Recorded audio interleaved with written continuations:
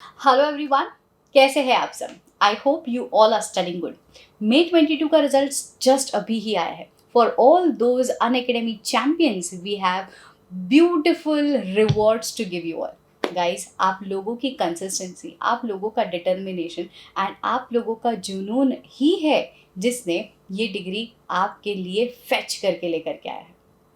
Secondly, जो भी students अब तक नहीं क्लियर कर पाए हैं unfortunately because of any reason, mental pressure, financial pressure, काफ़ी सारा स्ट्रगल, काफ़ी सारा टाइम जो आप स्टडीज़ के लिए नहीं डिवोट कर पाए, but it's okay. Nevertheless, November 22 is just nearby. So जो भी बच्चे नहीं क्लियर कर पाए, we are on the regular basis trying to upload free resources for you. So in case you are trying to complete the portion in a shorter span of time, you can just go through the YouTube videos जहाँ पे upcoming weeks में I be also posting the videos on professional ethics. आज जो है हम लोग एक नया टॉपिक यूज़ करने वाले हैं, that is using the work of. तो जिनका भी काम हमको यूज़ करना है ना, उनका आज टॉपिक पढ़ना है। सो ऐसे इसकी सीरीज़ में इसे 600 सीरीज़ के नाम से जाना जाता है। ठीक है, so please make sure that you are watching all the sessions and regular note. तो ये जो सेशन है करीब करीब आपका 80 to 90% ऑफ द पोर्शन यहीं पे as a part of revision complete हो जाएगा। So if at all you have not subscribe to the channel और you have not press the bell icon, first of all do that. ठीक है, and जो Unacademy champions हैं उनके लिए ये सारे रिवॉर्ड्स हैं जो आपके लिए ही हम लोग लेकर के आए हैं। इस रिवॉर्ड पाने के लिए आपके रिजल्ट्स की जो डिटेल्स है ना, वो गूगल ड्राइव की लिंक में आपको पेस्ट करनी है। तो गूगल ड्राइव का जो लिंक है वो मैं आपको दे रही हूँ in the description box. Also guys, plus class as well as iconic batches हम लोगों ने आपके लिए लॉन्च किए हुए हैं for November 22 and May 23। Ma'am, iconic batch में ऐसा क्या है? Iconic batch actually gives you an added advantage to watch the lectures in a premium recorded content. जो स्टूडियो रिकॉर्डिंग है, wherein you don't waste time, wherein you have a kind of flexibility to watch the animated lectures so that you can read it on a best possible manner. ठीक है, सो नवंबर 22 and May 23 के iconic और plus batches join करने के लिए you can very well use the code audit सार and take up the maximum possible discounts. ठीक है, चलिए आज का सेशन शुरू करते हैं। Let's get started.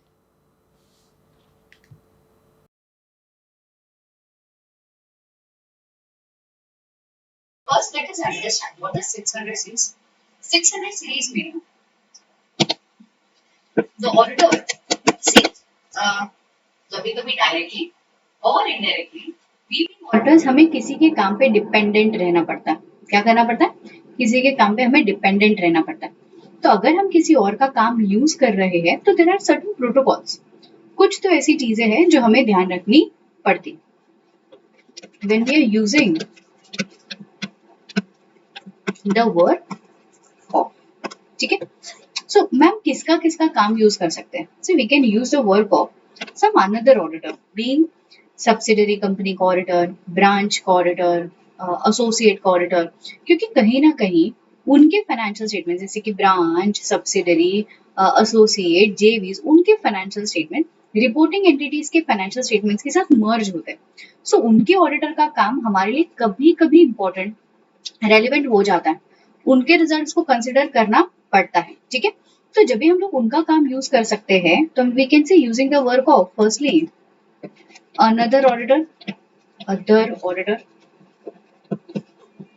We can also use the work of the organization में हमने आपको कंपनीज एक्ट के तहत इंटरनल ऑडिटर का एक कंसेप्ट, छोटा सा कंसेप्ट समझाया था। Internal auditor, who is internal auditor? Who is so appointed by the company itself. Company ही इसे अपॉइंट करती है इंटरनल ऑडिटर एंड कंपनी ही इसके रिपोर्ट्स वगैरह को चेक करती है। He is internal auditor. And दूसरा होता है, हो सकता है जैसे मैंने आपको ऐसे 500 में सिखाया था कि मैनेजमेंट का एक्सपर्ट होता है, वैसे ऑडिटर्स का भी एक्सपर्ट हो सकता है। So using the work of auditors expert. ये तीन चीजों के बारे में, तीन स्टैंडर्ड याद कैसे रखेंगे? 600 O is other auditor, 610 I is internal auditor, 620 एक एक्सपर्ट के पास दुगनी तेजी का दिमाग होता है। ठीक है, So this is a way you will remember the numbers as well as the name. So using the work of another auditor, internal auditor, and auditors expert. So 600 series है. फिलहाल के लिए we have to start with another auditor. So ये other नहीं है बच्चों, it is another. I just wanted to resemble O and O so that number याद रहे. इसके लिए मैं उसको O करके याद करूँगा. So जहाँ पे हम लोग बोलने जाए कि ma'am what is the meaning of the word another auditor? Who actually is another auditor? Another auditor का मतलब होता है he is the auditor of components. Is the auditor of components.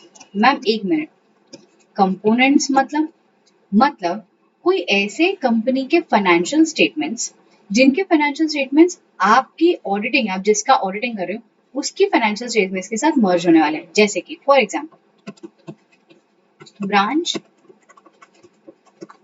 Subsea consolidation हो रहा है तो एसोसिएट, जेवीज, इन सब के फाइनेंशियल्स हमारे मेजर बड़ी वाली एंटिटी जिसका ऑडिटिंग हम लोग कर रहे हैं उसके साथ जुड़ने वाले हैं. तो इनके ऑडिटर्स को कहा जाएगा ऑडिटर ऑफ कंपोनेंट्स. एंड इस कंपोनेंट के ऑडिटर को हम मानेंगे अनदर ऑडिटर. तो हम जब भी ये जो छोटी छोटी कंपोनेंट्स के ऑडिटर का रिपोर्ट रिजल्ट्स कंसीडर करें, this has to be done as per SA 600. Cool है, परफेक्ट. तो this is a concept of 600. शुरू हो जाते हैं. प्रिंसिपल ऑडिटर, अभी एक मिनट है, ये मैंने सिर्फ ब्रीफिंग दिया है, थोड़ा सा आगे समझ लो इसे. स्टूडेंट्स आपको अगर कहा जाए, या रीस्टार्ट कर लेते हैं ये एग्जांपल, ठीक है. Say for example you are auditing K limited, ठीक है. आप के लिमिटेड को ऑडिटिंग कर रहे हो.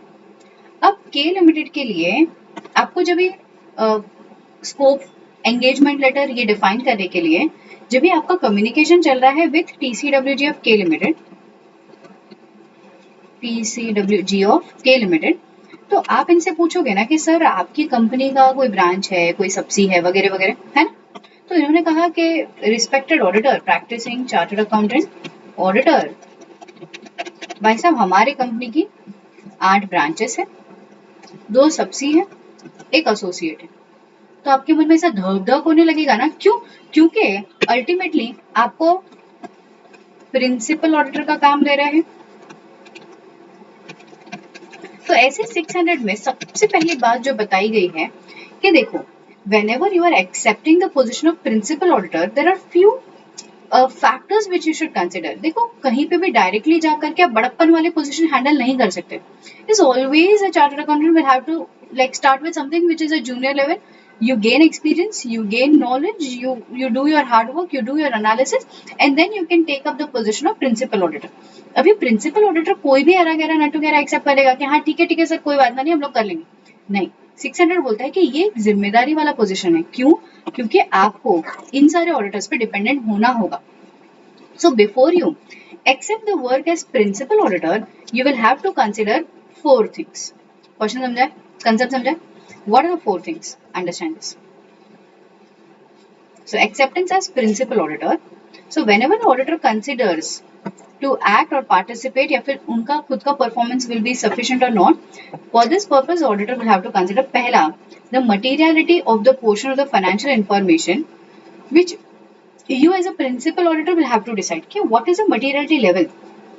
हेड ऑफिस में कितना काम हो रहा है, इनके ब्रांचेस का टर्नओवर कितना है, कौन है वो सब्सिडरी जो ऑलमोस्ट इतना मेजर काम कर रही है, which is a material subsidiary for you. Principal auditors degree of knowledge with regards to the business of components. आज मैंने आपको बोल दिया कि बेटा मेरी ना 2 सब्सिडरी है, एक है टेलीकम्युनिकेशन में, एक है गारमेंट्स में, और मैं खुद एजुकेशन इंडस्ट्री हूँ. Now you will have to understand कि okay, ultimately I will also need the information of telecommunication, will also need the information with regards to garments. Education industry तो मैं audit कर चुका हूँ. That is also the second factor which you should consider. Next, the risk of material misstatement in the information which is processed at the components, in the financial information of the components. कि यार वहाँ पे risk होने की कितने chances है. अब तक के लिए मैंने आपको क्या सिखाया, ऐसे 315 के तहत the auditor assesses risk of material misstatement of the entity.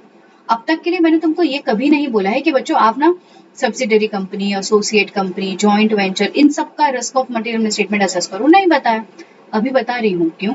क्योंकि अब हमको रियली बात करना है as a position of principal auditor. Next, additional procedure जो आपको परफॉर्म करने होंगे। सी, whenever I say कि you have to be dependent on these companies या एंटिटीज का auditor, that does not mean again आप आंख बंद करके उनकी बातों पे भरोसा करेंगे। जैसे 402 में कहा आपको, मतलब एंटिटी को कॉम्प्लीमेंट्री यूजर एंटिटी प्रोसीजर्स लगाना पड़ेगा। 450 में भी कहा कि अगर मिसस्टेटमेंट करेक्ट हो रहा है, you perform additional procedures to ensure that the corrections have been made. यहाँ पे भी हम लोग कहते हैं कि बॉस, अगर आप दूसरे कंपनी के एंटिटी के ऑडिटर के काम पे भरोसा कर रहे हो तो करिए, बट हाँ, be ready to perform that additional part of work. So, these are the 4 factors which the auditor should consider before accepting a position as principal auditor. Next,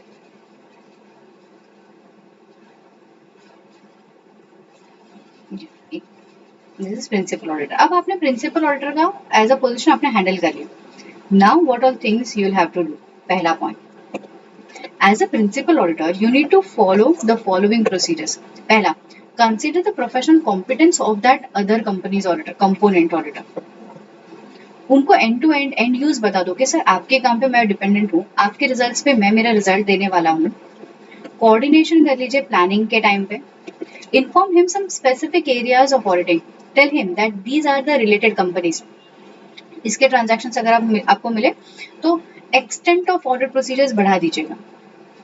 completion का टाइम क्या होगा, क्यों? उनके कंप्लीशन के बाद you will have to consider those results and give your opinion also, independent auditors report. So इनका timing मायने रखता है। अगर वो लोग डीले दे रहे हैं तो आपका ऑडिट प्रोसीजर्स कंप्लीट होने के बाद रिपोर्ट कब आएगा। अकाउंटिंग एस्टिमेट्स क्या है, अकाउंटिंग ऑडिटिंग प्रोसीजर्स क्या है, other requirements. You obtain written representation of the compliances from the management, significant findings of another auditor, उनकी अगर कोई फाइंडिंग्स है तो उसको कंसिडर करें। नेक्स्ट इज, हाँ, अगर कंपोनेंट का ऑडिट रिपोर्ट मॉडिफाइड है तो you just have to understand कि उनका modification how is going to affect your own opinion, उसको डॉक्यूमेंट करके रखें। If another auditors opinion is modified, how the qualifications और adverse remark are dealt by the principal auditor, ये चीजें हम लोग डॉक्यूमेंट करके रखेंगे। Ma'am, how will we decide कि हम हमारा रिपोर्ट कैसे दें? देखिए, the principal auditor has to find out sufficient and appropriate audit evidences. If the evidences are obtained about the components, we'll consider कि यार कौन से component के लिए हमको information नहीं मिला. If that component is material as well as pervasive, you will issue disclaimer of opinion. If that component is material, not pervasive, you will issue qualified report. So principal auditor को सबसे पहला consider करना है सबूत मिला क्या। अगर हमको ब्रांच से, एसोसिएट से, सब्सिडरी से सबूत मिला ही नहीं है, no evidences obtained, no, then consider the materiality and the pervasiveness, disclaimer या क्वालिफाइड। दूसरा, अगर अनदर ऑडिटर्स का रिपोर्ट जो है वो मॉडिफाइड है, वो सामने से चीख चीख करके बता रहे हैं, प्रिंसिपल ऑडिटर है PCA 1, सब्सिडरी ऑडिटर है PCA 2, PCA 2 को रहा है कि सर जो ब्रांच ए है ना उसका फाइनेंशियल स्टेटमेंट्स क्या गजब गलत बना है, माय गॉड, से चकरा रहा है मेरा तो। अब आपको कंसिडर करना है कि अच्छा इतना बड़ा मिसस्टेटमेंट मिल रहा है, मुझे भी कंसोलिडेशन हम करेंगे, उसका कितना मेजर पोर्शन होल्ड कर रहा है। So audit report of another auditor, is it modified? Yes, तो check the materiality. No, it is not material, misstatement कोई नहीं है तो ओके फाइन। अगर मटेरियलिटी है, now you will perform the additional procedures. If the matters are resolved तो okay, if the matters are not resolved तो यहाँ पे आता है no.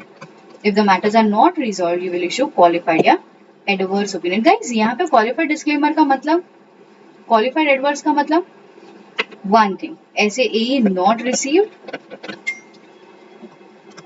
SAAE received, ठीक है। अगर ये पूरे, देखो यहाँ पे और एक एग्जाम्पल देती हूँ, this is a main company A limited, इसका सबसी है 1 2 3 4 5, ये जो एंटिटी 3 है ना वो सुपर स्मॉल एंटिटी है, सुपर स्मॉल। इन सबकी गिनती में इसका तो दूर दूर तक कोई रिश्ता नाता नहीं, सुपर स्मॉल। इसमें माइन्यूट सा मिसस्टेटमेंट हो चुका है, माइन्यूट मिसस्टेटमेंट। खाली इंडिविजुअलिटी में देखने जाए तो ऑडिटर ने रिपोर्ट दिया है क्वालिफाइड के, कुछ तो मिसस्टेटमेंट है, क्योंकि इंडिविजुअल ऑडिटर के लिए वो माइन्यूट सा मिसस्टेटमेंट उसके लिए मटेरियल है। बट जब भी आप कंसिडर करोगे इसका स्टेटमेंट, इसका, अब इन सबको मिला करके ये, सो पूरे लेवल में, पूरे एरिया में हो सकता है इसका हमको कुछ मटेरियलिटी दिखे ही ना, उसके लिए क्वालिफाइड था।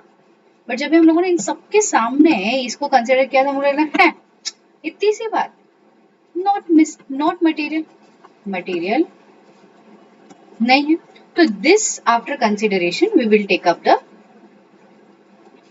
डिसीजन कि अगर हमारे लिए after considering the materiality as a whole कोई इफेक्ट नहीं आ रहा है तो ओके, अगर इफेक्ट आ रहा है perform additional procedures, matter resolve हो रहा है तो चंगा, नहीं हो रहा है तो क्वालिफाइड या एडवर्स। समझ में आया? पक्का श्योर 100%।